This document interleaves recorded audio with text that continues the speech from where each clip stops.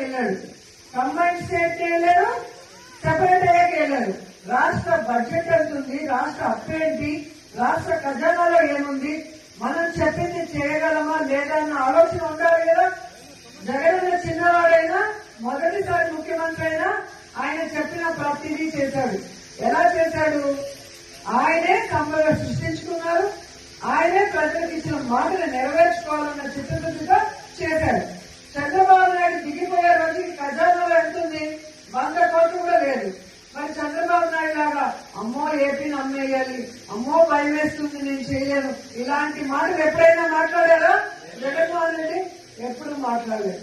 ఎందుకంటే మనం ఏం చేయగలమో అదే మేనిఫెస్టోలో పెట్టారు. పెట్టిన దాన్ని కరోనా వచ్చి రాష్ట్రానికి ఇన్కమ్ లేకపోయినా ఎవ్వరు జీతం ఆపలేదు, ఎవ్వరు వెల్ఫేర్ స్కీమ్ ఆపలేదు, ఏ డెవలప్మెంట్ ఆపలేదు. అది నాయకుడు అంటే. ప్రజల్ని మోసం చేయాలని కంకణం కట్టుకొని మేనిఫెస్టోలో అబద్దాలు పెట్టి ఈ రోజు పిచ్చి మాటలు మాట్లాడుతూ తప్పించుకోవాలనుకున్న చంద్రబాబు నాయుడిని, పవన్ కళ్యాణ్ ని చీటింగ్ కేసు కింద లోపల పెట్టేంత వరకు వైఎస్ఆర్సీపీ వాళ్ళందరూ కూడా పోరాడాలి. ఇప్పటికైనా ఆ కూటమి ప్రభుత్వం ఇచ్చిన వాగ్దానాలు నెరవేరిస్తే కనీసం ప్రజల్లో వాళ్ళకి కొంచెమైనా అయ్యో పాపమైన ఆలోచించే అవకాశం ఉంటుందని కూడా ఈ సందర్భంగా తెలియజేసుకుంటున్నారు.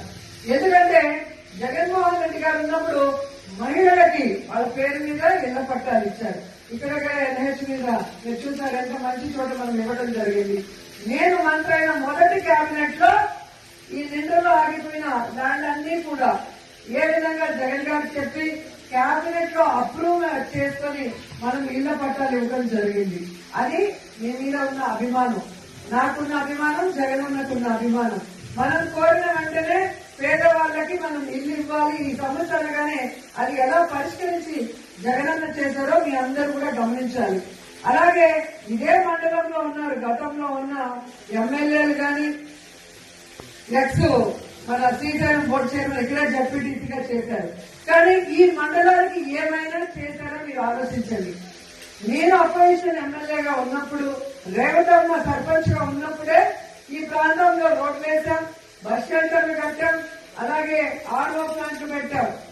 ఆ రోజు ఆమె చెక్కోలు కూడా కక్ష సాధింపుగా తెలుగుదేశం పార్టీ వాళ్ళు తీసేసిన పోరాడి తెచ్చుకొని ఈ ప్రాంతం కోసం మనం ఎంత డెవలప్ చేసామో మీ అందరూ కూడా చూశారు.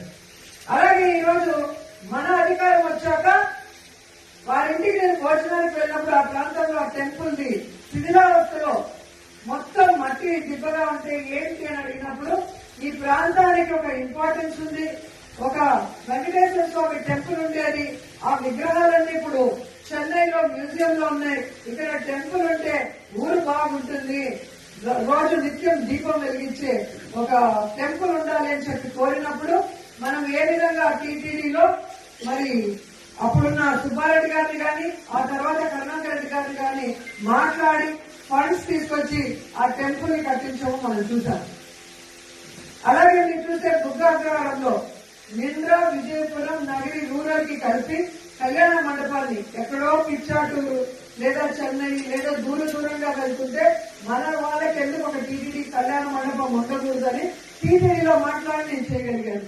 అంటే నేను మొదటిసారి మంత్రి అయ్యాను, మొదటిసారి నేను అధికారంలో ఉన్నా కూడా ఈ ప్రాంతం వారు కోరిన దాన్ని ఎలా చేయాలని సీనియర్లతో మాట్లాడుకొని ఆ విధంగా నేను అడుగులు వేశాను.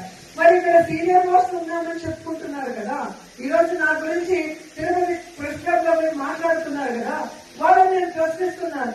ఎందుకు మీరు నేను రాకముందు చేసుకోలేకపోయాను? ఈ రోజు నేను చేసిన ఏమీ చేయలేదని ఎలా పచ్చి